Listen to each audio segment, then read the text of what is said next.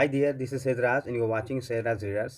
Guys, फिर से हाजिर हूँ नए वीडियो के साथ। ये हमारा जीके का सीरीज का जो दूसरा वीडियो है। अगर आपने पहला नहीं देखा है तो डिस्क्रिप्शन में उसका लिंक है, जाइए और उसको देखिए। बहुत अच्छे अच्छे क्वेश्चंस जो हमने लिए हैं, एग्जाम के पॉइंट ऑफ व्यू से क्वेश्चंस हो रहे हैं। और मैं कह रहा हूँ हर एक क्वेश्चन का जो एक्सप्लेनेशन दे रहा हूँ, आप लोग अगर पूरा वीडियो को देख लेंगे तो आप खुद ही कहेंगे नहीं हाँ सही है वीडियो, ठीक है। तो चलिए चलते हैं हम लोग अपना और क्वेश्चन को स्टार्ट करते हैं। गाइस, ये रहा हमारा पहला क्वेश्चन। लिखा हुआ है यहाँ पे, दीवाने अर्ज की स्थापना किसने की थी। दीवाने अर्ज की स्थापना किसने की थी। पहला ऑप्शन आपके अलाउद्दीन खिलजी, दूसरा है मोहम्मद बिन तुगलक, तीसरा है बलबन और चौथा है फिरोज शाह तुगलक, ठीक है। सही आंसर चलिए देखते हैं हम लोग। सही आंसर गाइस यहाँ पे देख लीजिए, बलबन है जो कि दीवाने अर्ज की स्थापना किया था। अगर बात करें दीवाने अर्ज, तो ये दीवाने अर्ज बोले तो सैन्य विभाग कहलाता है, ठीक है। दीवाने अर्ज सैन्य विभाग कहलाता है, ठीक है। अब लास्ट में आपको बता दूं मैं कि ये दरोगा का जो 2021 का एग्ज़ाम हुआ था, ये इसमें आया था, उसके प्री में आया था, ठीक है। तो अब उसके बाद हम लोग क्या करते हैं, ऑप्शंस की अगर बात कर लेते हैं तो अलाउद्दीन खिलजी ये दीवान मुस्तखराज बोले तो ये वित्त विभाग है, मुस्तखराज वित्त विभाग। तो दीवान मुस्तखराज की अगर स्थापना बोलेगा तो अलाउद्दीन खिलजी हो जाएगा, ठीक है। अब देखिए फिरोज शाह, सॉरी यहाँ पे देख लीजिए मोहम्मद बिन तुगलक क्या है, तो मोहम्मद बिन तुगलक ये दीवाने कोही की स्थापना, दीवाने कोही। अब दीवाने कोही क्या होता है गाइज, ये कृषि विभाग होता है। दीवाने कोही क्या होता है, कृषि विभाग। मोहम्मद बिन तुगलक के बारे में कहा जाता है कि जितने भी सल्तनत काल में राजा हुए हैं, उसमें सबसे विद्वान राजा मोहम्मद बिन तुगलक हुआ है, ठीक है।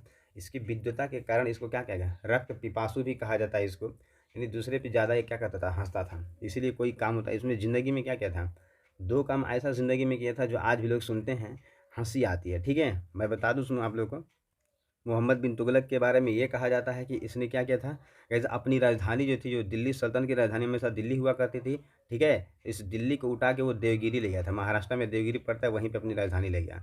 और इसमें मूर्खता वाली बात उसने क्या कर दिया था कि वो राजधानी तो ले गया, सारी जनता को भी बोल दिया था कि आप लोगों को भी क्या होना है, देवगिरी में शिफ्ट होना है। इसलिए कोई अगर आदमी काम कहता है और उसको वो खुद नहीं कर पाता या फिर उस काम को करने में थोड़ी सी मुश्किल होती है, तो जिसको वो काम असाइन करता है तो लोग उसको यूँ कहते हैं कि आपने क्या किया, तुगलकी फरमान जारी कर दिया है ना। यानी मोहम्मद बिन तुगलक वाली बात, दिल्ली से बताओ राजधानी तो ठीक है ले गया, बट जनता को भी साथ में ले गया, ये बड़ा मुश्किल था। और इसकी वजह से क्या हुआ था, थोड़ा सा डिक्लाइनेशन आया था उसकी प्रजा में, ठीक है। और दूसरा क्या किया था, नया सिक्का चलवाया था उसने, नया सिक्का को चलवाया था। तो इस तरह से ये दोनों काम उसके क्या रहे थे, असफल रहे थे, ठीक है। अब अगर बात करते हैं फिरोज शाह तुगलक की, तो इसने 3 विभाग की स्थापना की। एक दीवान खैरात, ठीक है, याद रखिएगा दीवान खैरात। और दूसरा था दीवान इस्तेहाक, ये पेंशन विभाग था, ठीक है। ये दीवान खैरात जो था ये दान विभाग था, और दीवान इस्तेहाक जो था ये पेंशन विभाग था। और दीवान बंदगान जो था, ये बंदगान के माने गुलामों को कहा जाता था, ठीक है। गुलामों को वो सल्तनत काल में क्या लोग बोलते थे, बंदगान बोलते थे। तो इस तरह से 3 ये जो विभाग है उसकी स्थापना किसने की थी, फिरोज शाह तुगलक ने थी। आई होप आप लोगों को ये एक्सप्लेनेशन समझ में आया होगा, ठीक है। तो मैं कह रहा हूँ कि ऐसे ही वीडियो को अगर आप देखेंगे तो बहुत सारा हर एक क्वेश्चंस में ये जो 4-4 एक्सप्लेनेशन है ना, इससे हमारा एक क्वेश्चन में 5 क्वेश्चन मिल रहे हैं। और तो और क्या हो रहा है कि उसमें एक्स्ट्रा भी मैं ऐड कर रहा हूँ, तो एटलीस्ट आपको तो नियर अबाउट 10 क्वेश्चन मिल ही जाएंगे, ठीक है। जैसे यहाँ पे देखिए 1 2 3 तो यहीं पे हो गया। फिर उसके बाद बलबन का सैन्य विभाग बताइए, यहाँ पे देखिए अलग से क्वेश्चन बना सकता है कि ये जो दीवाने अर्ज था वो कौन सा विभाग था, दीवाने अर्ज कौन सा विभाग था। तो ये ऑप्शन दे देगा आपका सैन्य विभाग, वित्त विभाग, कृषि विभाग, और उसके बाद दे देगा पेंशन विभाग। तो आपका हो जाएगा कि नहीं हो जाएगा, सैन्य विभाग। क्वेश्चन को किस तरह से फ्रेम करना है, ये आप लोग इस आंसर में आप लोग देख सकते हैं। किसी तरह भी वो क्वेश्चन को फ्रेम करके पूछ सकता है। अगर ये पूरी चीज़ें आप लोगों को पता है तो आप क्या कर सकते हो, क्वेश्चन कैसे भी ऐप बना सकते हो, ठीक है। चलिए चलते हम लोग नेक्स्ट क्वेश्चन पर। गाइज, ये रहा हमारा नेक्स्ट क्वेश्चन। यहाँ पे लिखा हुआ है कि कनाडा का राष्ट्रीय खेल क्या है, ठीक है। पहला ऑप्शन है बेसबॉल, दूसरा है हॉकी, तीसरा है आइस हॉकी और चौथा है फुटबॉल, ठीक है। चलिए चलते हम लोग आंसर पे। ये रहा हमारा आंसर, यहाँ पे देख सकते हैं, यहाँ पे आइस हॉकी, कनाडा का जो राष्ट्रीय नेशनल गेम है वो आइस हॉकी है। बात करते हैं अगर बेसबॉल की, तो बेसबॉल ये अमेरिका का है, ठीक है। अमेरिका का राष्ट्रीय खेल बेसबॉल है। और हॉकी जो है भारत और पाकिस्तान, ये दोनों का राष्ट्रीय खेल है। और फुटबॉल जिसको हम लोग सॉकर भी बोलते हैं, क्या बोलते हैं, सॉकर भी बोलते हैं फुटबॉल खेलने वाले को, SOCCER, ठीक है। ये सॉकर भी होता है फुटबॉल का, ये ब्राज़ील का है राष्ट्रीय खेल, ठीक है। चलिए चलते हैं अब हम लोग नेक्स्ट क्वेश्चन पर, ठीक। ये रहा हमारा क्वेश्चन। गाइस, यहाँ पे लिखा हुआ है कि भारत पर तीसरी बार विदेशी आक्रमण जो है यमन राजाओं में किसका था। यमन राजाएं जो आए थे, इन्हीं चारों में से यमन राजाओं ने क्या किया था, अपना अपना आक्रमण किया था। तो इसमें ये बताने कि सबसे पहले इसमें कौन आक्रमण किया, फिर कौन किया, फिर कौन किया, फिर कौन किया। तो अगर आप लोगों को चारों का सीरीज याद है तो आप इसको सही से बता सकते हैं। चलिए चलते हम लोग आंसर देखते हैं। ये रहा गाइस हमारा आंसर। यहाँ पे देखिए तीसरा नंबर पे पहलव है, यानी ये जो ऑप्शन है ना आपके सीरीज में ही है। विदेशी आक्रमण में सबसे पहले इंडो ग्रीक वाले ही आए थे, ठीक है ना। हिंद यूनानी इसको कह सकते हैं हम लोग, हिंद यूनानी, ठीक, हिंद यूनानी, आप देख सकते हैं। और दूसरा शकों ने आक्रमण किया था। याद करने का इसका तरीका बहुत आसान है। इंडो ग्रीक अगर याद रहेगा तो दूसरा पे आदमी क्या करता है, एक बार तो छोड़ देता है, दूसरा पे आदमी क्या कर लेता है, शक कर लेता है कि नहीं यार कुछ तो बात है, ठीक है। तो आप लोग इसको दूसरा नंबर पे शक से याद कर लीजिएगा, ठीक है। फिर उसके बाद क्या होता है, तीसरा नंबर पे पहलव है, 3 अक्षर में पहलव, ठीक है, याद रखिएगा ऐसे भी। और चौथा था कुषाण। आई होप आप लोगों को समझ में आ रही होगी चीज़ें। नेक्स्ट क्वेश्चन हम लोग चलिए देखते हैं। ये रहा हमारा नेक्स्ट क्वेश्चन गाइस। यहाँ पे लिखा हुआ है कि हर्षवर्धन की माता का क्या नाम था, ठीक। आपके ऑप्शन है माया देवी, दूसरा है यशोमती, तीसरा है त्रिशला और चौथा है सुभद्रांगी। सही आंसर हम लोग क्या कहते हैं देखते हैं। ये रहा हमारा सही आंसर गाइज। यहाँ पे मैंने ट्रिक तो नहीं लगा पाया, इसमें हाईलाइटेड नहीं कर पाया सही क्वेश्चन का, लेकिन सही आंसर हमारा यशोमती है, ठीक है। यशोमती हमारा क्या है, सही आंसर है।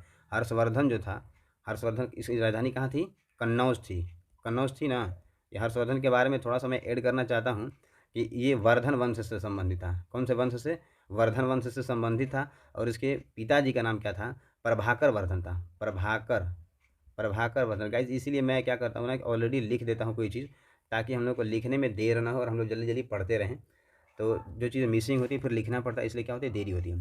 तो मैं बता दूं कि हर्षवर्धन ये वर्धन वंश से संबंधित था। इसके पिताजी का नाम प्रभाकर वर्धन था। प्रभाकर वर्धन को क्या थे, 2 बेटे थे, है ना। एक था हर्षवर्धन और दूसरा था राज्यवर्धन। और इनकी एक बेटी थी जिसका नाम था राज्यश्री, राज्यश्री इनकी बेटी थी, ठीक है। तो आप लोग याद रखिएगा, हर्षवर्धन, राज्यवर्धन और राज्यश्री। राज्यश्री बेटी थी, हर्षवर्धन और राज्यवर्धन 2 प्रभाकर वर्धन के क्या थे, बेटे थे, ठीक है। अब देखिए हर्षवर्धन, इसके ही ज़माने में आप लोग याद रखना कि वेन सांग का आप लोगों ने नाम सुना होगा।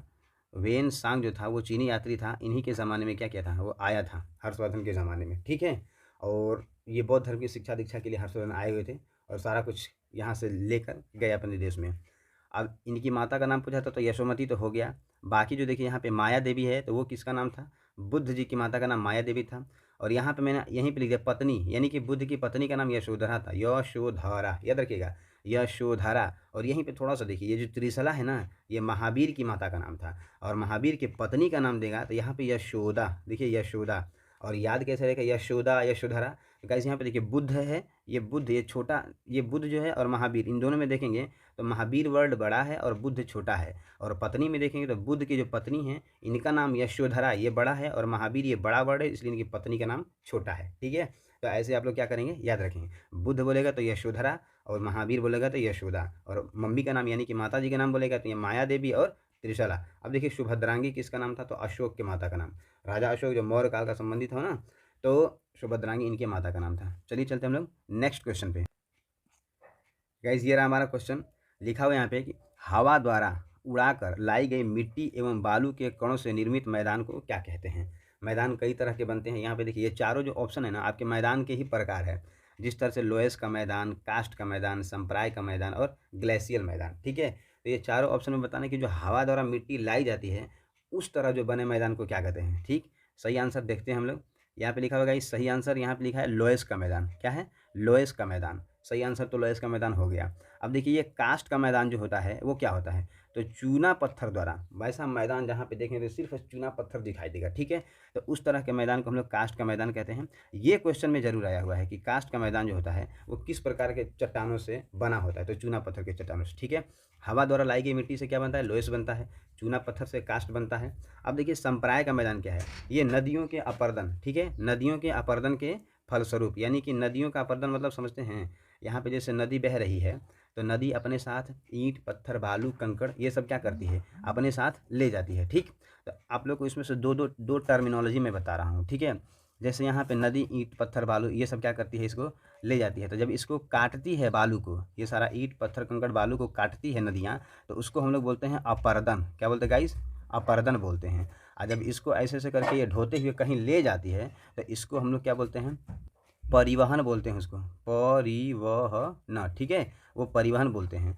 और जहाँ नदियाँ ले जाकर, नदियाँ हम लोग जानते ही हैं कि समुद्र में क्या करती हैं, नदियाँ मिल जाती हैं और मिलने के बाद क्या करती हैं, चारों तरफ है जो जब फैलती हैं, तो जब फैलने के बाद इसको बोलते हैं कि ये डेल्टा बना दी। वैसी नदी समुद्र में मिलने से पहले क्या करती है, चारों तरफ फैल जाती है तो उसको बोलते हैं कि वो डेल्टा का निर्माण कर रही है। तो जब डेल्टा का निर्माण करती है तो ऐसे अपने क्या करती है, जितने भी जो अब ये जो काटी हुई चीज़ें हैं, बालू पत्थर ईंटा है, इसको क्या करती है, एक जगह जहाँ गिराती है उसको हम लोग बोलते हैं निक्षेपण। क्या बोलते हैं गाइस? निक्षेपण बोलते हैं। ठीक है, तो ये तीनों टर्मिनोलॉजी आप लोग माइंड में रखिएगा। ये एक टर्मिनोलॉजी को ही लेके क्वेश्चन बन जाता है। ठीक है, कि नदियाँ अपने द्वारा लाई गई मिट्टियों को जहाँ गिराती हैं वो तो डेल्टा कहलाता है, उसको क्या बोलते हैं, गिराने की जो प्रक्रिया होती है उसको निक्षेपण बोलते हैं। ठीक है, तो इस तरह से बने मैदान को क्या बोलते हैं, संप्राय का मैदान बोलते हैं। और ग्लेशियल का मैदान यहाँ पे क्या है, हिम के जमाव के कारण, हिम के माने क्या होता है, बर्फ, तो बर्फ के जमाव के कारण एक पूरा मैदान बन जाता है ना, उसको हम लोग ग्लेशियल का मैदान बोलते हैं। ठीक, आई होप आप लोग को समझ में आया होगा।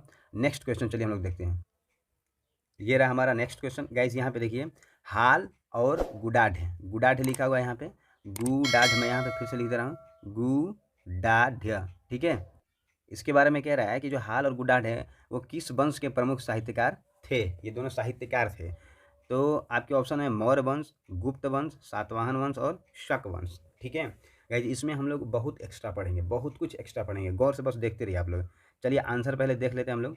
सही सही आंसर इसका गाइज यहाँ पे लिखा हुआ है सातवाहन वंश। ठीक है, सातवाहन वंश में ये हाल और गुडाढ ये दोनों साहित्यकार थे, रहते थे। अब कुछ हम लोग ऐड करना चाहते हैं इसमें। देखिए हमने इस स्लाइड में ऐड किया हुआ है क्या क्या, देख सकते हैं आप। जैसा कि यहाँ पे गुप्त काल के जो सम्राट थे, गुप्त काल के सभी सम्राट को हमने क्या कर लिया है, ऐड कर लिया। पहले श्रीगुप्त, ये क्या थे, संस्थापक थे गुप्त काल के। श्रीगुप्त के बाद आते हैं उत्तराधिकारी घटोत्कच। ये जो क्या लिखा हुआ है कि श्रीगुप्त का उत्तराधिकारी था कौन, घटोत्कच। ठीक है, फिर उसके बाद अगर बात करते हैं हम लोग चंद्रगुप्त प्रथम, ये घटोत्कच के बाद आए थे चंद्रगुप्त प्रथम। ये क्या किए थे, देखिए मैं कीवर्ड केवल लिखा हूँ और इसको एक्सप्लेन करने की कोशिश किया हूँ। ये गुप्त संवत चलाए थे। ठीक है, एक्चुअली गुप्त चंद्रगुप्त प्रथम जो थे ना, वो 320 ईस्वी में क्या किए थे, वो गद्दी पर बैठे थे। ठीक है, 320 ईस्वी में। लेकिन 300 कभी कभी 19 और 20 क्या कहता है, दोनों देता है। और 319-20 में ही इन्होंने क्या किया था, ये गुप्त संवत की स्थापना की थी। ठीक, गुप्त संवत की। अब इनकी जो शादी हुई थी चंद्रगुप्त प्रथम की, वो कुमार देवी से हुई थी। ठीक, किससे हुई थी, कुमार देवी से। अगर बात करते हैं कि ये कुमार देवी थी कौन, तो ये लिच्छवी के राजा की क्या थी, ये बेटी थी। तो उन्हीं से उन्होंने क्या किया था, शादी किया था। और यहाँ पे लिखा हुआ है कि ये महाराजा धीराज, ये क्या था, इनका टाइटल था, यानी उपाधि धारण किए थे महाराजा धीराज की। कौन, महाराजा धीराज की उपाधि कौन धारण किए थे, चंद्रगुप्त प्रथम। ठीक है, उसके बाद इनका उत्तराधिकारी की बात करते हैं, ये समुद्रगुप्त थे। इनके बारे में तो क्या ही कहना है, क्या क्या क्वेश्चंस बनते हैं, बहुत क्वेश्चंस बनते हैं गाइज। यहाँ पे देखिए वन लाइनर में ये जो 9-12 हमने लिखा हुआ है ना, 9-12 का मतलब है कि समुद्रगुप्त जो थे वो लड़ाई किए थे। वो उत्तर में 9 राजाओं को जीता था और दक्षिण में 12 राजाओं को। याद रखिएगा, उत्तर में 9 राजाओं को और दक्षिण में 12 राजाओं को। और इसी जीत की वजह से इनको भारत का नेपोलियन कहा जाता है। ठीक, अब यहाँ पे देखिए नेपोलियन मैंने लिखा ही है। कविराज, कविराज उपाधि थी इनकी, इन्होंने कविराज की उपाधि धारण की थी। विक्रमांक की भी उपाधि इन्होंने धारण की थी, विक्रमांक। ठीक है, विक्रमांक की भी उपाधि किसने धारण की थी, समुद्रगुप्त ने धारण की थी। और परम भागवत ये जो लिखा हुआ है ना, तो ये आता है कि गुप्त वंश के किस शासक ने सबसे पहले क्वेश्चन यही बनता है। परम भागवत और लोग धारण किए थे उपाधि, लेकिन सबसे पहले जो परम भागवत की उपाधि धारण किया था वो कौन थे, वो समुद्रगुप्त थे। ठीक है, और समुद्रगुप्त के बारे में कुछ और चीज़ें छूट गई जो मैं यहाँ पे थोड़ा सा चाहता हूँ कि मैं ऐड कर दूँ उसमें। क्योंकि कहा जाता है कि ये विष्णु के उपासक थे। कौन, समुद्रगुप्त जो थे वो विष्णु के उपासक थे। और इन्हीं के ज़माने में आप जानते हैं हरिसेन, एक वो क्या थे, राज कवि थे हरिसेन। और इन्होंने ही क्या लिखा था, इलाहाबाद प्रशस्ति एक लेख था, उसकी रचना किए थे। कौन, समुद्रगुप्त के ही टाइम पे इलाहाबाद, यहाँ पे लिख दे रहा मैं, इलाहाबाद एक प्रशस्ति थी, उसकी क्या कहते हैं, उन्होंने रचना किया था। कौन, हरिसेन ने। ठीक है, आप लोग समझ सकते हैं। और एक क्वेश्चन जो आता है, कई बार क्वेश्चन में आया हुआ है कि समुद्रगुप्त के बारे में आता है, ऐसा माना जाता है कि ये क्या थे, संगीत प्रेमी थे। क्यों, क्योंकि इन्होंने जो सिक्का चलाया था उस पर अपना खुद का फोटो जो बीड़ा बजाते हुए, ठीक है, बीड़ा बजाते हुए समुद्रगुप्त का फोटो खुद था, इसलिए लोगों ने माना कि ये क्या थे, संगीत प्रेमी थे। तो इस तरह से समुद्रगुप्त के बारे में ये चीज़ें आप लोग माइंड में रखिएगा। ठीक है, अब देखिए गाइस, यहाँ पे लिखा हुआ है चंद्रगुप्त द्वितीय, इनके बारे में थोड़ा सा देख लेते हैं। ये समुद्रगुप्त के उत्तराधिकारी हुए। ठीक है, ये फाहियान लिखा हुआ, इसका मतलब कि समुद्रगुप्त यानी चंद्रगुप्त द्वितीय के टाइम पे फाहियान क्या थे, आए हुए थे। ये भी चीनी यात्री था फाहियान, ये भी क्या हुआ था, चंद्रगुप्त द्वितीय के समय में आया हुआ था। और ये शाब की बात करते हैं तो ये राजकवि थे। आता क्वेश्चन अलग से कि शाब जो थे किस गुप्त वंश के शासकों में उनके दरबार में रहते थे, ये चंद्रगुप्त द्वितीय के दरबार में, ठीक है। और यहाँ पे नवरत्न की अगर बात करते हैं तो चंद्रगुप्त द्वितीय के ही ज़माने में नवरत्न रहते थे। आप लोगों ने अकबर के भी ज़माने में नवरत्नों को सुना होगा, ठीक है। तो अकबर के ज़माने में भी नवरत्न रहते थे, चंद्रगुप्त के ज़माने में भी नवरत्न रहते थे। वो नवरत्न का मतलब कि बड़े बड़े विद्वान लोग रहते थे, 9 लोग, इसलिए उनको नवरत्न कहा गया, ठीक है। जैसे अकबर के ज़माने में आप लोगों ने सुना होगा बीरबल हो गया, तानसेन हुआ, हाकिम हुआ, मुल्ला दो प्याजा, ऐसे थे ना।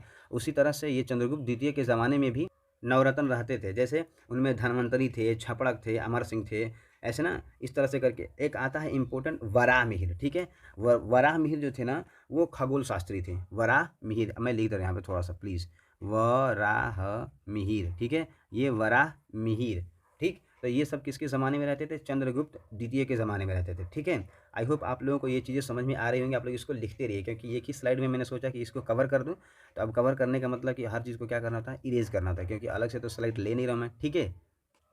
अब देखिए क्या होता है कि चंद्रगुप्त द्वितीय के बाद आते हैं कुमारगुप्त। कुमारगुप्त या इनको कह सकते हैं हम लोग गोविंद गुप्त का भी नाम था इनका, ठीक है। इनके ज़माने का इंपॉर्टेंट ये क्वेश्चन बनता है कि इन्होंने नालंदा विश्वविद्यालय की क्या की थी गाइस, स्थापना की थी। तो नालंदा विश्वविद्यालय की स्थापना किसने की थी? कुमारगुप्त या फिर गोविंद गुप्त ने की थी, ठीक है। अब बताएं स्कंदगुप्त। देखिए यहाँ पे ये जो टाइपिंग है थोड़ा सा उल्टा पुल्टा लग सकता है आप लोगों को। ये स्कंद में पूरा स लिख के ऐसे लिखा हुआ है, ये एग्जैक्ट ओरिजिनल टाइपिंग लग नहीं रही है, लेकिन मैं इसको पढ़ दे रहा हूँ, आप लोगों को समझ में आ जाएगा। स्कंदगुप्त जो था ये सुदर्शन झील का पुनरुद्धार करवा दिया था, ठीक है। सुदर्शन झील जो होता है, आप लोगों ने सुदर्शन झील का नाम जरूर सुना होगा, जो कि कहाँ पड़ता है? गिरनार पर्वत पे स्थित है, ठीक है। तो वो क्या हो गया था, थोड़ा सा जर्जर हो गया था, इसलिए उसको क्या किया था, उसका फिर से पुनरुद्धार करवाया था, किसने? स्कंदगुप्त ने। और इसी के टाइम का जो इम्पोर्टेंट एक आक्रमण है जिसका नाम है हूणों पर, हूणों का जो आक्रमण था वो स्कंदगुप्त के ही ज़माने में हुआ था। और लास्ट इम्पेयर जो था गुप्त काल का, वो कहा था? विष्णुगुप्त था, ये अंतिम गुप्त शासक था। तो आप लोग देख सकते हैं कि ये गुप्त वंश से संबंधित बहुत सारा चीज़ हमने इसमें करवा दिया, ठीक है।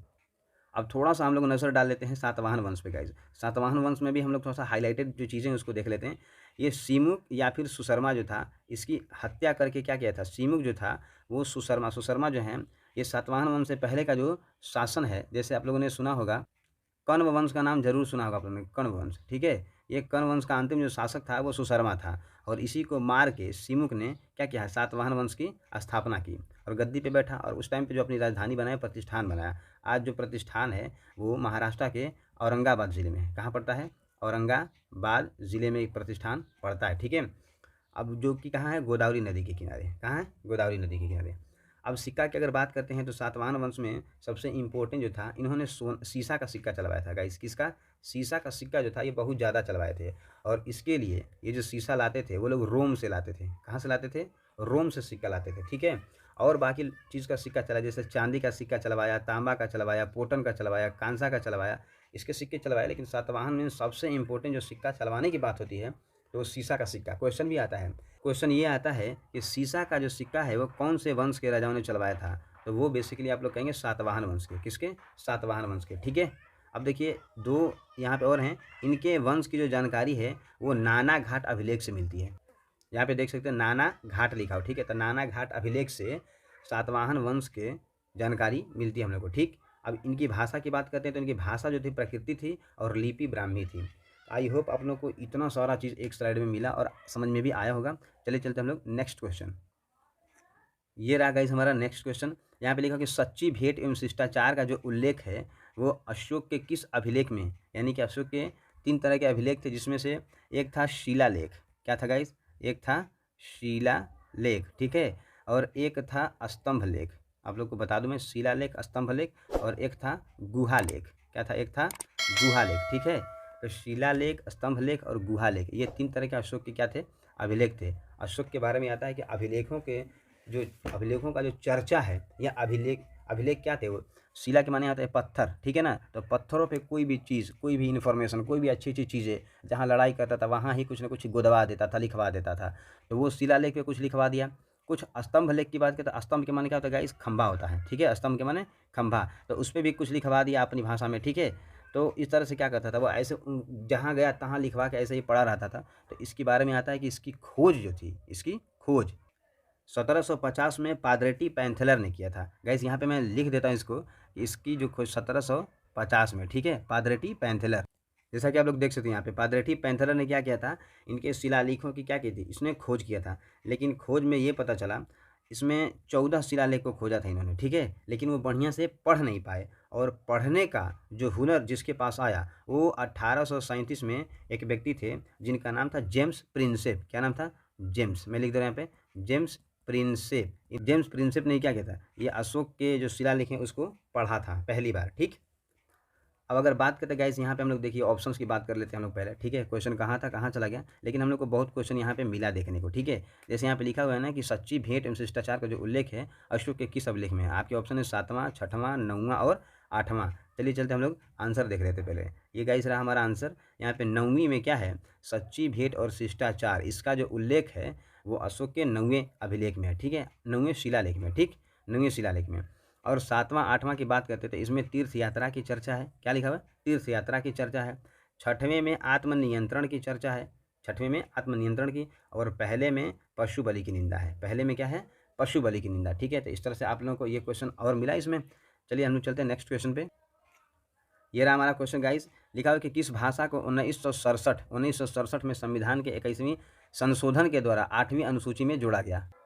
आपके ऑप्शन है मणिपुरी, दूसरा है कोंकणी, तीसरा है सिंधी और चौथा है नेपाली। चलिए चलते हम लोग सही आंसर देखते हैं। सही आंसर गाइस यहाँ पे लिखा हुआ है सिंधी। सिंधी जो भाषा थी इसको क्या किया गया था 1967 में। 1967 में एक संविधान में संशोधन हुआ था और वो संशोधन 21वां संशोधन था। कौन सा संशोधन था? 21वां अमेंडमेंट था। और उसमें क्या किया गया, सिंधी भाषा को जोड़ा गया। अब देखिए और सब चीज़ें इसमें मैं ऐड कर रहा हूँ। यहाँ पे देखिए इस स्लाइड में, यहाँ पे देखिए क्या लिखा हुआ है, यहाँ पे सिंधी को 1967 में 21वीं संविधान संशोधन के तहत क्या किया गया, जोड़ा गया। अब देखिए यहाँ पे क्या लिखा है, नेपाली, मणिपुरी और कोंकणी। गाइस इसको याद करने का तरीका क्या है, न म क, ठीक है, यानी न से नेपाली, म से मणिपुरी और क से कोंकणी। इसको 1992 में, और 1992 में कौन सा संशोधन था, तो वो 71वां संशोधन था। और 71वां संशोधन के तहत ये तीनों भाषाओं को क्या किया गया, संविधान की अनुसूची में जोड़ा गया। और आप लोग जानते हैं ना कौन सी अनुसूची है, तो 8वीं अनुसूची है, ठीक है, जिसमें कितने भाषाओं का उल्लेख है, तो 22 भाषाओं का उल्लेख है। अब यहाँ पे क्या लिखा है, तीसरा बोडो, डोंगरी और मैथिली संथाली, ये 4 लैंग्वेज, इसको कब जोड़ा गया, तो 2003 में। और वो संशोधन कौन सा था, तो 71वां संशोधन। गाइज याद करने का बहुत आसान तरीका, थोड़ा सा देख लेते फिर से। जैसे यहाँ पे देखिए 21वां संविधान संशोधन हुआ, फिर उसके बाद 71वां हुआ, देखिए 21वां, फिर उसके बाद देखिए यहाँ पे कौन सा हुआ, 71वां हुआ। और दोनों को मिला के 21 71 जब जोड़ेंगे तो कितना हो जाएगा, 92 हो जाएगा। तो ये 92वां संविधान संशोधन 2003, ठीक है, 2003 में हुआ था। तो संशोधन तो हम लोग को याद रहेगा 21, 71 और 92। लेकिन याद करने का तरीका इसमें कि किसको कब जोड़ा गया था, तो पहले याद रहेगा सिंधी बोले तो सेंधा, ठीक है, सिंधी बोले तो सेंधा। और उसके बाद इसका ट्रिक था नमक, तो सेंधा नमक हो गया, ठीक है। और बोडो, डोगरी, मैथिली, संथाली, इसको हम लोग कह सकते हैं बोडमास। क्या कह सकते हैं गाइज, बोडमास, ठीक है। बो से बोडो, ड से डोगरी, म से मैथिली और स से संथाली। तो सेंधा, नमक, बोडमास, ठीक है। तो सेंधा बोले तो 1967 में यानी सिंधी, नमक बोले तो नेपाली, मणिपुरी, कोंकणी, ये जो था 71वां संविधान संशोधन 1992। और बोडमास में बोडो, डोंगरी, मैथिली और संथाली, ये 2003, ठीक है। आप इस स्लाइड से देखिए कोई किसी तरह से भी क्वेश्चन को क्या किया जा सकता है, फ्रेम किया जा सकता है, ठीक है। चलिए चलते हम लोग नेक्स्ट क्वेश्चन पे। ये रहा हमारा क्वेश्चन गाइस। यहाँ पे लिखा हो कि ऋग्वेद में किस नदी का उल्लेख सबसे अधिक बार आया है। इसमें भी हम लोग बहुत सारा क्वेश्चंस देखेंगे। पहले ऑप्शन है आपके गंगा, दूसरा है सरस्वती, तीसरा है सिंधु और चौथा है यमुना, ठीक है। सही आंसर देखते हैं हम लोग। ये रहा हमारा सही आंसर। यहाँ पे क्या लिखा है, सिंधु नदी। सिंधु नदी का जो जिक्र है ऋग्वेद में सबसे अधिक बार है। क्वेश्चन इसका उल्टा भी कर सकता था कि कौन से वेद में सिंधु नदी का जिक्र सबसे अधिक बार आया हुआ है, ठीक। तो ये दोनों तरह से क्वेश्चन पूछ सकता था। हम लोग का आंसर तो सिंधु नदी हो गया, लेकिन यहाँ पे देखिए गंगा नदी जो है इसका जो जिक्र है ऋग्वेद में एक बार आया हुआ है। हम लोग को याद करने का आसान तरीका है कि गंगा नदी सिर्फ और सिर्फ एक ही है इंडिया में, वो पवित्र मानी गई है, इंडिया की सबसे लंबी है, ठीक है। तो इसलिए हम लोग इसको ऐसे भी याद कर सकते हैं कि गंगा नदी का जो जिक्र है वो ऋग्वेद में कितनी बार है, एक बार है। अब देखिए सबसे ये सरस्वती जो है ये सबसे पवित्र नदी यानी कि शुद्ध नदी मानी गई है, ठीक है। तो सरस्वती को एक एक वर्ड याद से, शुद्ध और सरस्वती, तो शुद्ध स और स इससे मिला के याद कर सकते हैं। ये पवित्र नदी मानी गई ऋग्वेद में। और यमुना नदी इसका जो जिक्र है वो 3 बार है। और याद रखने का तरीका यमुना, देखिए तो 1 2 3, ठीक है। तो इस तरह से याद करेंगे कि यमुना नदी का जिक्र 3 बार है, शुद्ध या पवित्र नदी सरस्वती है, गंगा नदी का जिक्र 1 बार है और सिंधु नदी का जिक्र कई बार है, ठीक है। नेक्स्ट क्वेश्चन चलिए देखते हैं हम लोग। ये रहा हमारा नेक्स्ट क्वेश्चन गाइस। यहाँ पे देखिए विश्व का सबसे ऊंचाई पर स्थित सक्रिय ज्वालामुखी, यहाँ पे लिखा हुआ सक्रिय ज्वालामुखी। देखिए अगर ज्वालामुखी बात करते हैं ना तो वो 3 तरह के ज्वालामुखी होती हैं। एक होता है सक्रिय, पहले यहाँ पे लिख दिया मैंने, और एक होता है सुषुप्त होता है। क्या होता है गाइस? सुषुप्त होता है, और एक शांत होता है। तो सक्रिय जो होता है इसमें से तो ज्वालामुखी का हमेशा उद्गार होता ही रहता है, ठीक है। लेकिन ये जो सुषुप्त होता है इसमें उद्गार तो नहीं हो, लेकिन आने वाले इन फ्यूचर इसमें चांस होता है कि शायद इसमें से उद्गार हो जाए, ठीक है। इरप्शन इसमें से हो जाए, किसमें? सुषुप्त में। और शांत में न पहले कभी इसमें इरप्शन यानी उद्गार हुआ है, न बाद में आने वाले ज़माने में कभी उद्गार होने की कोई संभावना है। तो इस तरह से ये 3 हमारे क्या होते हैं? ज्वालामुखी के प्रकार होते हैं। कौन-कौन? सक्रिय, सुषुप्त और शांत। देखिए यहाँ पे ऑप्शन आपके कोटोपैक्सी, दूसरा है ओजस डेल सलाडो, तीसरा है पोपा और चौथा है एकांकागुआ। आप लोग को बता दूं मैं कि ओजस डेल सलाडो और एकांकागुआ ये दोनों जो है ना वो एंडीज पर्वत पे स्थित है, ठीक है। कौन से पर्वत पे? एंडीज पर्वत। और एंडीज पर्वत आप लोगों को पता ही है कि साउथ अमेरिका के ये पर्वत है, ठीक है। साउथ अमेरिका में चले जाएंगे तो मिलेगा वो। ऐसे करके इसकी पर्वत में ये भी देता है कि ये पर्वत कैसे है, तो उत्तर से दक्षिण की तरफ है, ठीक है। चलिए हम लोग सही आंसर देख लेते हैं। सही आंसर गाइस हमारा ओजस डेल सलाडो ही है, ठीक है। ओजस डेल सलाडो ये सक्रिय ज्वालामुखी है। आपको ये भी बता दूं कि एकांकागुआ है, ये देखिए सुषुप्त लिखा हुआ है। कैसी ज्वालामुखी है? सुषुप्त है, यानी इसमें कभी उद्गार हुआ तो नहीं है, लेकिन चांस है कि उद्गार हो जाए।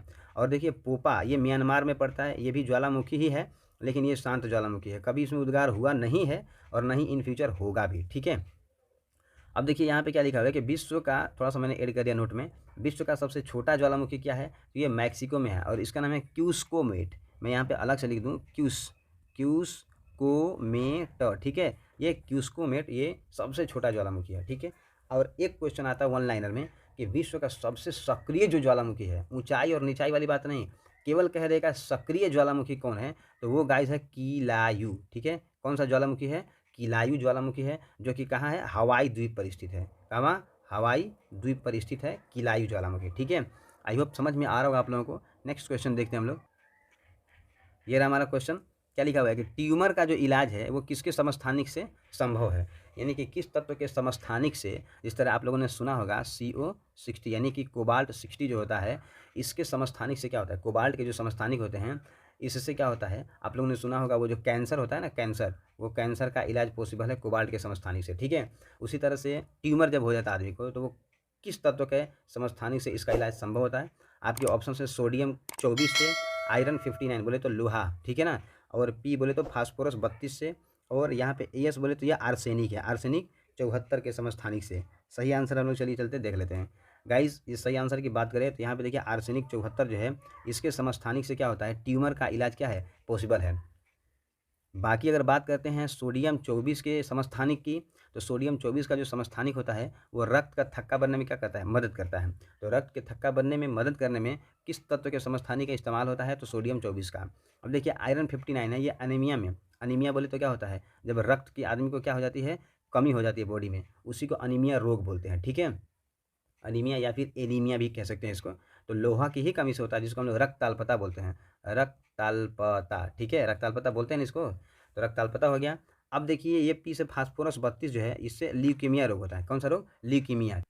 अब देखिए मैंने यहाँ पे इसमें एक चीज़ ऐड किया हुआ है नोट में, यहाँ पे देखिए यूरेनियम 235 है ना, इसके समस्थानिक का जो इस्तेमाल होता है वो चट्टान की आयु ज्ञात करने में होता है, ठीक है। और आयोडीन 133 जो है इसके समस्थानिक का उपयोग थायराइड एक डिजीज़ होती है, बीमारी होती है, उसके इलाज के लिए आयोडीन 131 के समस्थानिक का इस्तेमाल होता है, ठीक। चलिए चलते गाइस नेक्स्ट क्वेश्चन पे। नेक्स्ट क्वेश्चन गाइस ये हमारा पूरा तत्व विभाग की स्थापना किसने की, बहुत इंपॉर्टेंट क्वेश्चन है और इसमें हम लोग बहुत कुछ ऐड भी करेंगे, ठीक है ना, जिस तरह से गुप्त वाले में ऐड किया था। ये लिखा हुआ पूरा तत्व विभाग की स्थापना किसने की? आपके ऑप्शन से Lord Curzon, Lord Macaulay, Lord Hardinge द्वितीय और लॉर्ड मिंटो द्वितीय, ठीक है। सही आंसर हम लोग चलते हैं और देख लेते हैं सही आंसर क्या है। सही आंसर गाइस हमारा लॉर्ड कर्जन ही है। और लॉर्ड कर्जन में देखिए हमने बहुत कुछ ऐड भी किया हुआ है, जैसे स्मारक परीक्षण अधिनियम, स्मारक परीक्षण अधिनियम इसकी जो स्थापना थी वो लॉर्ड कर्जन ने ही किया था। ये पुलिस विभाग यानी पुलिस आयोग, रेलवे आयोग और सिंचाई आयोग, इन तीनों आयोग की जो स्थापना थी वो लॉर्ड कर्जन ने ही किया था, ठीक है। लॉर्ड कर्जन जो रेलवे आयोग की स्थापना की थी वो 1902 में किया था और सिंचाई आयोग इसकी स्थापना 1901 में किया था, ठीक है। तो ये 3 क्वेश्चन यहाँ से मिले और पूरा तत्व विभाग इसको लेके 4 क्वेश्चन हो गए। अब देखिए चार्ल्स मेटकाफ के बारे में आता है। इसकी अगर बात करते हैं हम लोग, अगर चार्ल्स मेटकाफ के सेशन की, तो ये 1835 से 36 तक रहा है। अगर हम लोग कर्जन की बात कर लेते हैं कि वो कब से कब तक रहा, तो वो था 1899 से 1905 तक। वो कौन था? वो कर्जन रहा था, ठीक है। और चार्ल्स मेटकाफ 35 से 36 एक साल सिर्फ रहा था। और इसने क्या किया था? प्रेस से प्रेस पे बहुत सारे बंदिशें लगी हुई थी, उसको क्या कहते हैं उन्होंने हटा दिया था। जैसे वर्नाक्यूलर एक्ट आप लोगों ने सुना होगा, वो आया था। उसमें ये था कि जो ये डायलेक्ट यानी कि जो आम बोलचाल की भाषा में या लोकल लैंग्वेज में जो लोग अपना पत्रिका वगैरह निकालते थे, तो वो अंग्रेज़ों को समझ में आती नहीं थी। तो सोचते थे कि शायद कहीं ऐसे पत्रिका के ज़रिए ये लोग अपने में क्या कर रहे हैं, आज़ादी की मांग हो ही रही है, तो कहीं कुछ भड़काऊ चीज़ तो नहीं ना पत्रिका के थ्रू दूसरों को भेज रहे हैं। इसलिए उन्होंने क्या किया था, इसको बंद करवा दिया था। तो वर्नाक्यूलर एक्ट यही था कि लोकल लैंग्वेज में जो पत्रिकाएँ छपती थी, न्यूज़पेपर्स वगैरह छपते थे, उस पे बैन बैन लगा दिया। और क्या किया, इंग्लिश में ही जो चीज़ें छपती थी उसको क्या करा, वो पब्लिश होती थी। और उसी को लेके आप लोग सुने होंगे, वो जो बंगाल गज़ट था, बंगाल गज़ट का नाम सुना आपने? वो 1780 में क्या हुआ था, 1780 में बंगाल गज़ट चालू हुआ था। और 1782 में इसी वर्नाक्यूलर एक्ट के तहत ही क्या हो गया था, खत बंद हो गया था। बंद क्यों हो गया था? क्योंकि ये इंग्लिश में पब्लिश नहीं होता था। और इंग्लिश में आपने सुना होगा एक एक पत्रिका थी जिसका नाम था पायनियर। क्या नाम था गाइस? POINEER। ये पायनियर जो पत्रिका थी, वो क्या कहता है, ये एक्चुअली ऑलरेडी इंग्लिश में ही छपती थी। तो जब इंग्लिश में इस पे बैन लग गया कि जो इंग्लिश में न्यूज़ पेपर्स वगैरह छपेंगी सिर्फ वही चलेंगी, तो ये बड़ा खुश हुआ पायनियर वालों ने। और क्या किया, इसका मतलब आता है कि कौन सा न्यूज़पेपर जो वर्नाक्यूलर एक्ट का क्या था, सपोर्ट किया था, तो ये पायनियर, क्योंकि ऑलरेडी इंग्लिश में छप रहा था और सरकार इंग्लिश में छपने वाले को क्या कहते, प्रमोट कर रही थी। ठीक है। और वो जो बंगाल गजट जेम्स हिक्की वाला 1780 में, वो क्या हो गया, 2 ही साल में बंद हो गया था उसी एक्ट के तहत। ठीक है। देखिए, और मैंने ऐड कर दिया इसमें। अब देखिए, प्रेस की मुक्तिदाता का वहाँ पे बता ही दिया मैंने, चार्ल्स मेट का। गाइस अगर बात कर लेते हैं अब हम लोग किसकी, ये लॉर्ड हार्डिंग द्वितीय की। ठीक है। तो लॉर्ड हार्डिंग जो द्वितीय थे, इनमें एक बात क्या थी कि ये बाल मुकुंद को क्या करवा दिए थे, ये फांसी दबाते 1912 में, 1912 में लॉर्ड हार्डिंग द्वितीय के टाइम पे। और इनके सेशन की बात करें अगर हम लोग, तो ये 1910 से 16 तक इनका सेशन चला। BHU जो है, आप लोगों ने सुना होगा, BHU की जो स्थापना हुई थी इन्हीं के टाइम पर हुई थी। और ये पहले उनके क्या थे, कुलपति बने हुए थे। कौन? लॉर्ड हार्डिंग द्वितीय। BHU के पहले कुलपति कौन थे? लॉर्ड हार्डिंग द्वितीय ही थे। लिख दो यहाँ पे, कुलपति। ठीक है। और दिल्ली में भव्य दरबार का जो आयोजन 1912 में हुआ था, 1912 में, वो जो कलकत्ता से दिल्ली राजधानी ले जाने वाली बात थी, वो इसी के टाइम की घटना है। ठीक है। तो देखिए 1910 से 16 तक ये सेशन रहा और बाल मुकुंद को फांसी दिलवाया 1912 में। मैंने कुलपति बता दिया। 1912 में भव्य दरबार का आयोजन हुआ। ठीक है। इतना चीज़ ऐड हुआ ना। अब देखिए, लॉर्ड मिंटो द्वितीय, ये क्या था, 1905 से 10 तक इनका सेशन रहा। इन्होंने क्या किया था, ये मुस्लिम लीग के लिए अलग चुनाव मंडल, मुस्लिम लीग के लिए अलग चुनाव मंडल की स्थापना की थी। और मुस्लिम लीग का आपने नाम सुना होगा, उसकी स्थापना कब हुई थी, तो 1906 में। आगा खां, वो जो आप लोगों ने सुना होगा, आगा खां और सलीमुल्लाह खां, इन्होंने क्या किया था। आगा खां बेसिकली आता है इसमें, वो अगुआ थे उसके। वो बांग्लादेश की राजधानी जो ढाका है ना, वहाँ पे मुस्लिम लीग की स्थापना हुई थी। और उस टाइम कौन था गवर्नर जनरल? लॉर्ड मिंटो द्वितीय था। ठीक है गाइस, थोड़ा सा हम लोग क्या करते हैं इसमें, थोड़ा सा और चीज़ हम लोग ऐड करते हैं। जैसे यहाँ पे लॉर्ड कर्जन को लेके हम लोग कुछ चीज़ें जो बची हुई हैं इससे ऐड कर लेते हैं हम लोग। यहाँ पे देखिए, लॉर्ड कर्जन, मैंने यहाँ पे सेशन भी लिख दिया, 1899 से 1905 तक। ये बहुत इंपॉर्टेंट है बिहार को स्पेशली लेके, कि 1905 में ये पूछा, जो बिहार में पड़ता है। ठीक है। उसमें क्या कहते हैं, एग्रीकल्चर रिसर्च सेंटर, यानी कि कृषि अनुसंधान केंद्र, इन्होंने क्या किया था, खोला था, जिसे बाद में 1936 में नई दिल्ली ले गया। बहुत जितना इंपॉर्टेंट के लिए क्वेश्चन हमेशा से आता रहा ये क्वेश्चन। ठीक है। यानी कि एग्रीकल्चर रिसर्च सेंटर जो था, वो लॉर्ड कर्जन के ज़माने में 1905 में हुआ था, है ना। और इसको 1936 में बाद में दिल्ली ले गया गया। अब देखिए, अकाल आयोग जो था, वो लॉर्ड कर्जन, अकाल आयोग बहुत सारे लोगों के ज़माने में क्या हुआ था, उसकी स्थापना होती रहती थी। जैसे अकाल पड़ जाता तो उसका अकाल आयोग की स्थापना हो जाती थी। अगर कर्जन की बात करें तो उस टाइम पे एंटोनी मैकडोनल्ड था, इसकी अध्यक्षता में आता है कि अकाल आयोग जो लॉर्ड कर्जन के ज़माने में होता, उस टाइम उसके अध्यक्ष कौन थे, तो एंटोनी मैकडोनल्ड। ठीक है। और विश्वविद्यालय आयोग की स्थापना, यानी university commission, UG, UC, university commission, इसकी स्थापना की बात करें तो टॉमस रेले थे। ठीक है। कौन थे? टॉमस रेले थे। और पुलिस आयोग इसका एंड्रूज फ्रेजर, एंड्रूज फ्रेजर, याद रखिएगा आप लोग, एंड्रूज फ्रेजर थे। अब इसमें नेक्स्ट लास्ट है जो सहकारी उधार समिति एक्ट। ठीक है ना। सहकारी उधार समिति 1904 में चालू हुआ था। और किसानों को कर्ज देने के लिए एक कृषि बैंक की भी स्थापना की गई थी। तो इस तरह से ये कर्जन से रिलेटेड बहुत सारी चीज़ें ऐड कर दिया हमने। नेक्स्ट क्वेश्चन हम लोग देखते हैं। ये लिखा हुआ है, एमडीएम की शुरुआत कब हुई गाइस? एमडीएम आप लोग समझ सकते हैं, मध्याह्न भोजन जो होता है ना, मध्याह्न भोजन जो दोपहर में लड़कों को मिलता है खाने को स्कूल में, एमडीएम इसी को बोलते हैं, मिड डे मील। क्या बोलते हैं गाइस? Mid day meal. ठीक है, यही इसका फुल फॉर्म है। और अब इस मिड डे मील का नाम बदल के पीएम पोषण योजना रख दिया गया है। क्या रख दिया गया है? पीएम पोषण योजना। ठीक है। तो क्वेश्चन आता है, मिड डे मील का नाम बदल कर क्या रख दिया गया है? तो पीएम पोषण योजना। इसकी शुरुआत गाइस कब हुई थी, ये क्वेश्चन पूछ रहा है। अभी लास्ट टाइम बीएसएससी का जो एग्ज़ाम हुआ था, इसमें ही क्वेश्चन आया हुआ था, पीएम पोषण योजना। इसमें ऑप्शन पहले देखते हैं कि 1990 है, 1992, 1997, 1995 है, ठीक है। बेसिकली मैं यहीं पे बता दूं कि 1995 में ही हुआ था, लेकिन जो ऑप्शन दिया था वो 1992 और 1995 यही दो में दिया था, और शॉर्ट डेट दे दिया था 2 अक्टूबर और 15 अगस्त, ठीक है। तो हम लोग एमडीएम की शुरुआत 1995 तो सही है, लेकिन ये कब हुआ था यहाँ पे देखिए, जैसे 15 अगस्त मैंने यहाँ पे लिखा हुआ है ना, 15 अगस्त 1995 को, इसको हरा मैंने नहीं किया, लेकिन मैं इसको बताता हूँ कि सही आंसर यही है, ठीक है। तो 1995 में तो हुआ था, लेकिन शॉर्ट डेट अगर आएगा तो 15 अगस्त को था। हम लोग का 2 अक्टूबर भी ऑप्शन में दिया हुआ था, ठीक है। चलिए नेक्स्ट क्वेश्चन हम लोग देखते हैं। ये रहा हमारा नेक्स्ट क्वेश्चन गाइस, क्या लिखा हुआ है, नाबार्ड की स्थापना जो थी वो किस बना ले इसको, किस पंचवर्षीय योजना में हुई थी नाबार्ड की स्थापना। जितना इंपॉर्टेंट कहला है उतना कम है, ठीक है। नाबार्ड की स्थापना ये किसानों को लेके क्या करती है, ज़्यादा हेल्प करती है सरकार इसमें, ठीक है, ताकि कृषि को क्या मिले और बढ़ावा मिले। आपकी ऑप्शन हैं पहली, तीसरी, दूसरी और छठवीं। सही आंसर हम लोग देखते हैं गाइस। सही आंसर गाइस यहाँ पे लिखा हुआ है नाबार्ड की स्थापना का, ये छठवीं में। और याद करने का बहुत आसान, जितना आसान से आसान कह लो इसका ट्रिक है। नाबार्ड में देखो कितने अक्षर हैं, 1 2 3 4 5 6, ठीक है।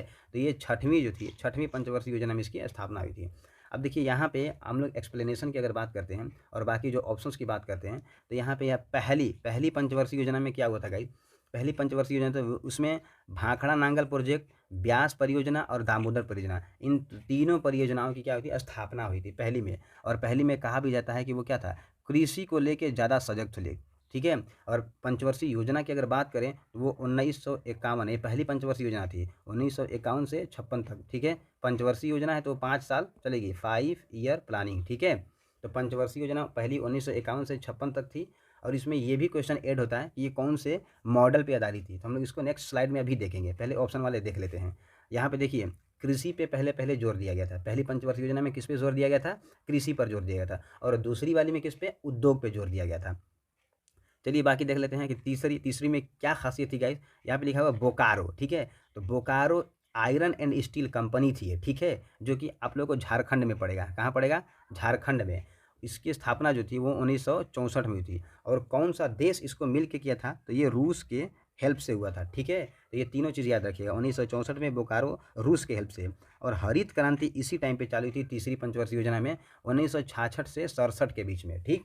हरित क्रांति, और हरित क्रांति आप लोग जानते ही हैं कि हरित क्रांति के जो जनक है वो इंडिया में क्या है, एम एस स्वामीनाथन है। कौन है, एम एस स्वामीनाथन गाइस, बहुत इंपॉर्टेंट है, कई बार क्वेश्चन आया हुआ है। हरित क्रांति की शुरुआत इंडिया में कब हुई थी, तो 1966-67 में। किस पंचवर्षीय योजना में हुई थी, तो तीसरी पंचवर्षीय योजना में। हरित क्रांति के जनक कौन है, तो एम एस स्वामीनाथन है। हरित क्रांति के बारे में अब यह था है कि जब क्रांति चालू हुई थी तो वो किस फसल पे ज़्यादा असर पड़ा था, तो गाइस वो था गेहूँ, ठीक है। गेहूँ पे ज़्यादा असर पड़ा था।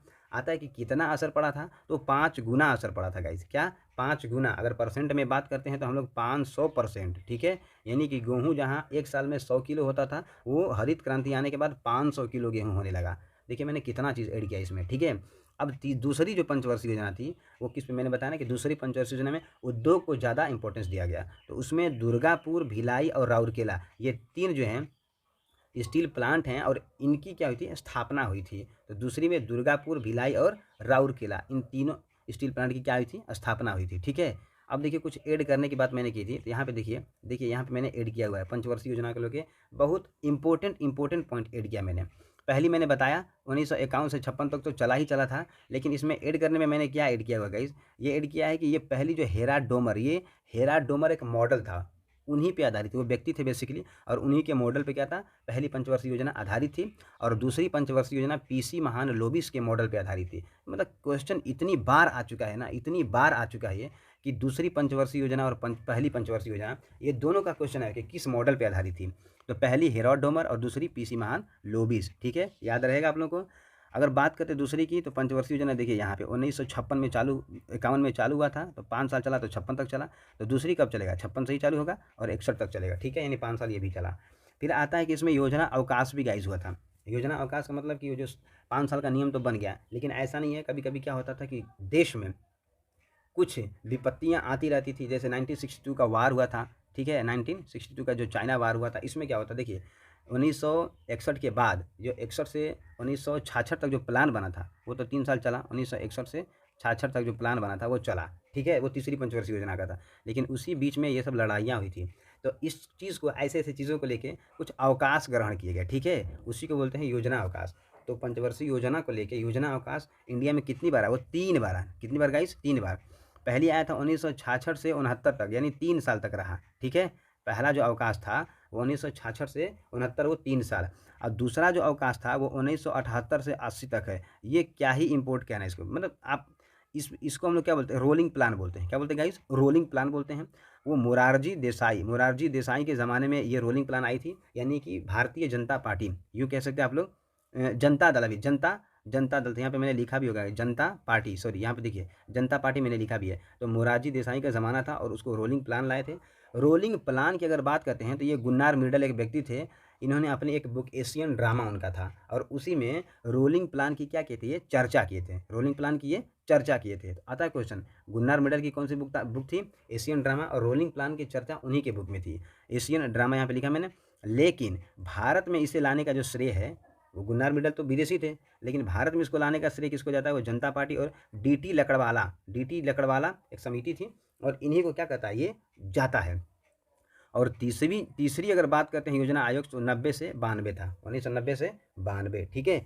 अब देखिए 5वीं और 6वीं, ये क्वेश्चन इंपॉर्टेंट इसलिए है कि ये एग्जाम में जो होता है बहुत कंफ्यूज करता है, इसके उद्देश्य पूछ देता है। अगर 5वीं पंचवर्षीय योजना का उद्देश्य पूछेगा तो क्या होता है कि गरीबी उन्मूलन तथा आत्मनिर्भरता की प्राप्ति, किसकी? आत्मनिर्भरता की प्राप्ति। यहाँ पे मैं इसको सब इरेज करके बता रहा हूँ, ठीक है।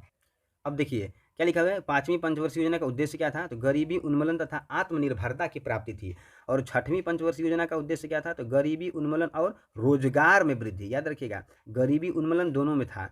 अब एक क्वेश्चन आता है कि गरीबी हटाओ का जो नारा दिया था वो 5वीं पंचवर्षीय योजना में, जो हमेशा से क्वेश्चन आया हुआ है, हर बार कई बार क्वेश्चन है। 5वीं पंचवर्षीय योजना में क्या होता है? गरीबी हटाओ का नारा दिया गया था, और इसका उद्देश्य था तो आत्मनिर्भरता की प्राप्ति थी। गरीबी उन्मूलन तो था ही, आत्मनिर्भरता की प्राप्ति। और 6वीं में क्या था? रोजगार, यानी गरीबी उन्मूलन और रोजगार में वृद्धि। आदमी जब आत्मनिर्भर होगा तभी तो रोजगार मिलेगा। तो यानी कि पहले 5, उसके बाद 6, याद रहेगा आप लोगों को। अब 7वीं जो पंचवर्षीय योजना थी, ये डब्ल्यू मिलर मॉडल पर आधारित थी। डब्ल्यू मिलर मॉडल पर आधारित कौन थी? 7वीं। और 8वीं का क्या खासियत था? कि राष्ट्रीय महिला कोष की स्थापना इस 8वीं पंचवर्षीय योजना में हुई थी, ठीक है। समझ में आ रहा होगा आप लोग को। चलिए चलते हैं नेक्स्ट क्वेश्चन पे। ये रहा गाइस हमारा क्वेश्चन, हीनयान संप्रदाय का प्रमुख ग्रंथ क्या था? ठीक है, तो हीनयान संप्रदाय का प्रमुख ग्रंथ की बात करते हैं तो ऑप्शन आपके कल्पसूत्र, दूसरा है जातक, तीसरा है कथावस्तु और चौथा है मैत्रेयणी, ठीक है। चलिए चलते आंसर देख लेते हैं।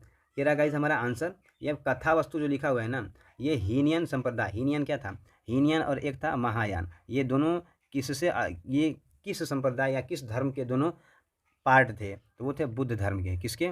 बुद्ध धर्म के ये दोनों पार्ट थे, एक हीनयान और एक महायान। जो हीनयान था वो दक्षिण में चला गया था, साउथ में, और जो महायान था वो नॉर्थ में अपना क्या करते थे? अपने प्रचार प्रसार में लगे हुए थे, ठीक है।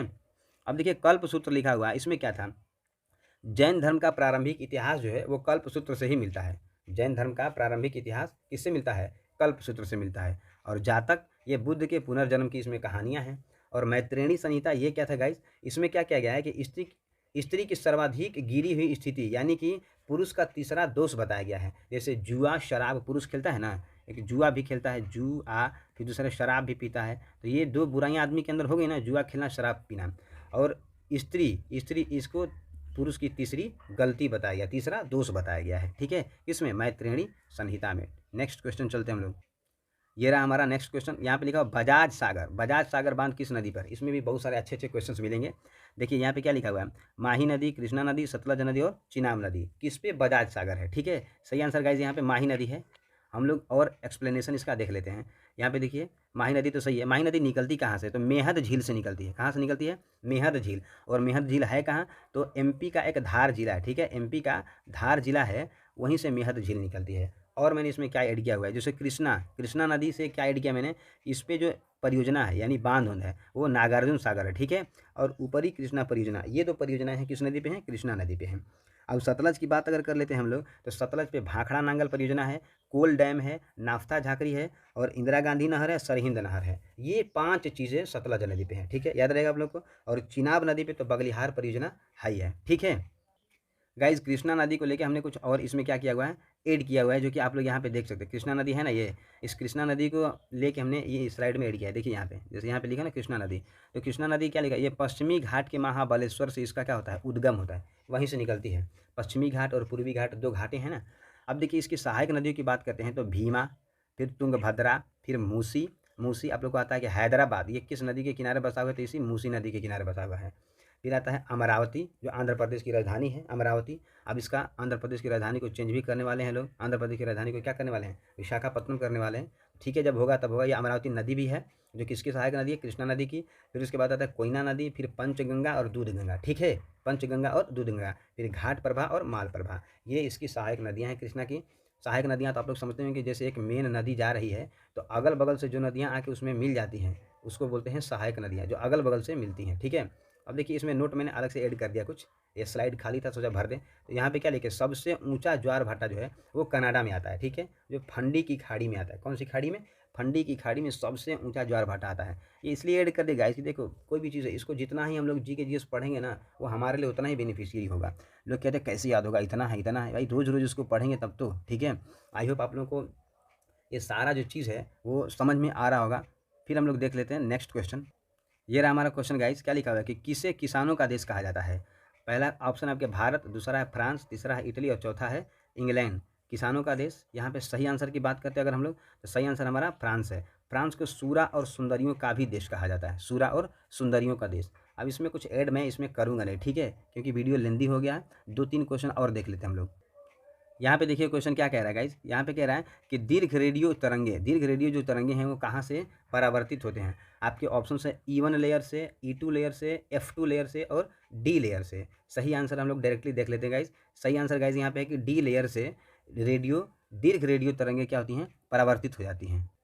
अब देखिए नेक्स्ट क्वेश्चन गाइज, यहाँ पे क्या है, फैयाज खान। फैयाज खान किस वाद्य यंत्र से संबंधित है। पहला है तबला, दूसरा है सितार, तीसरा है बांसुरी और चौथा है बीड़ा।